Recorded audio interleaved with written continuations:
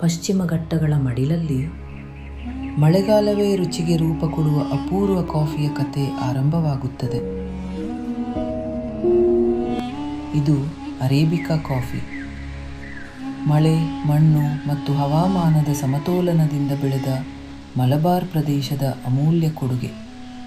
ಇಲ್ಲಿ ಕಾಫಿಯನ್ನು ಯಂತ್ರಗಳು ಅಲ್ಲ, ಅನುಭವದ ಕೈಗಳು ಆರಿಸಿ ಕಾಯಿ ಕಾಯಿ ಕಟ್ಟಿ ಸಂಗ್ರಹಿಸುತ್ತವೆ. ಮಲಬಾರ್ ಕರಾವಳಿಯ ಮಳೆಗಾಳಿ ಕಾಫಿ ಬೀಜಗಳ ಮೇಲೆ ಹರಿದು ಅವುಗಳನ್ನು ಮಾನ್ಸೂನ್ ಕಾಫಿಯಾಗಿ ರೂಪಿಸುತ್ತದೆ.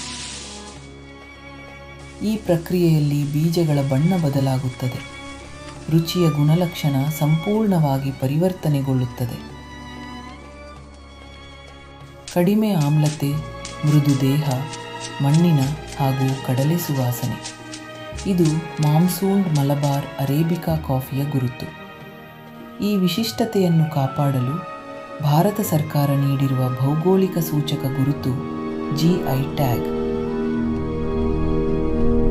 ಈ GI ಗುರುತು ಕಾಫಿಯ ಮೂಲ, ಗುಣಮಟ್ಟ ಮತ್ತು ರೈತರ ಹಕ್ಕುಗಳನ್ನು ಜಗತ್ತಿನ ಮುಂದೆ ರಕ್ಷಿಸುತ್ತದೆ. ಯುರೋಪ್ನಿಂದ ಅಮೆರಿಕವರೆಗೆ ಮಲಬಾರ್ ಕಾಫಿ ಪ್ರೀಮಿಯಂ ಕಪ್ಗಳಲ್ಲಿ ಭಾರತದ ಹೆಸರನ್ನು ಸಾರುತ್ತಿದೆ. ಇದು ಕೇವಲ ಕಾಫಿ ಅಲ್ಲ, ಮಳೆಯ ಶಕ್ತಿ, ರೈತರ ಶ್ರಮ ಮತ್ತು ಪರಂಪರೆಯ ರುಚಿ. Monsoon Malabar arabica coffee GI ಗುರುತಿನ ಹೆಮ್ಮೆ.